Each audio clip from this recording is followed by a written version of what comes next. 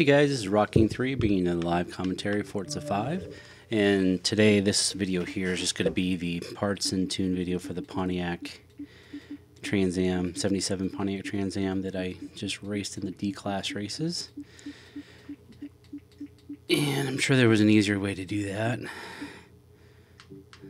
Alright, we're in the Pontiac, so it must be that one. It is. Let's get in that car. Let's do the parts and tune for this particular car. It did not win any of the 3 races that I ran, at least the legal races that I ran. Oops, I did not mean to go to tune. All right, let's go through the parts real quick.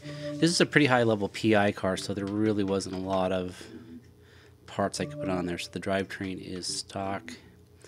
There we go. We have the positive displacement supercharger. And the engine was stock as well.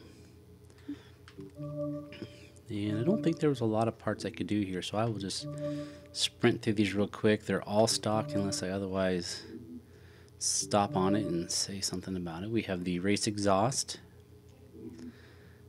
The one thing that really concerned me is looking at that torque line, that horsepower line, that early torque. That's why I was shifting a little bit early. Let's see, we have the stock cams,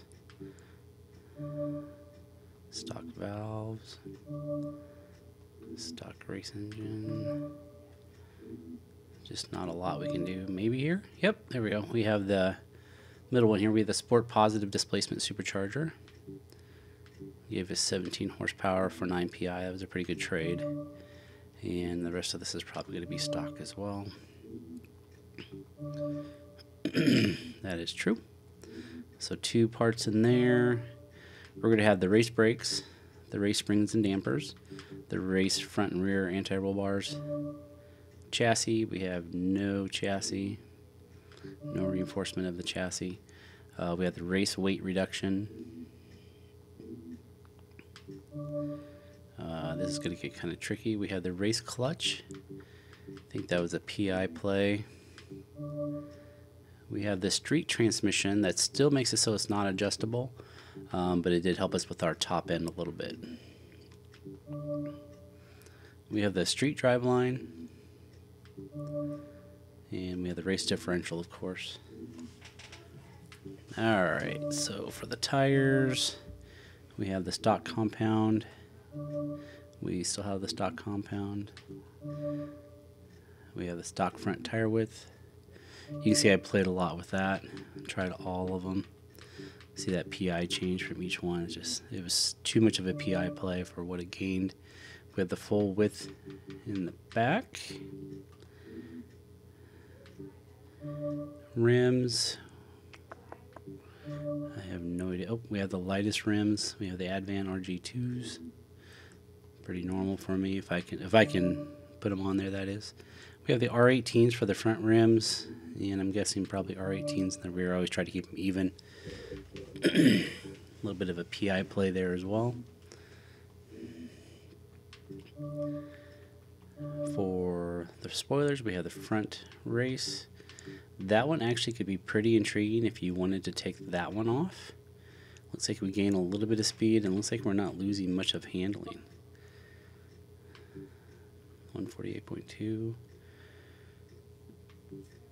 So we gain about 3 miles an hour top speed, and 108, 102 on the laterals, 108 and 103. So we lose a 0.01 on the high speed turns. Have the race rear wing from the Forza category there, and no hood, just not enough space for that. All right, let's go into the tune. Tune's going to be pretty typical for me, 26.5 on the tire pressure. You see I can't make any changes there. I have -3.5 camber in the front, -3.0 in the rear. I remember I was trying to bump that up a little bit more. I think that could actually use a little bit more rear camber, but it was still doing okay. Front caster still at 5.0. Anti-roll bars 10.66 in the front, 15.01 in the rear. 492.9 in the front for the springs, 569.4 in the rear. 5252 on the right height all the way down. Typical settings here, 11.7 in the front, 11.7 in the rear. 2.0 and 2.0 for the bump stiffness. This one you could probably play with a little bit and go down, make it turn in a little bit sharper. It was pretty predictable, so I just left it there.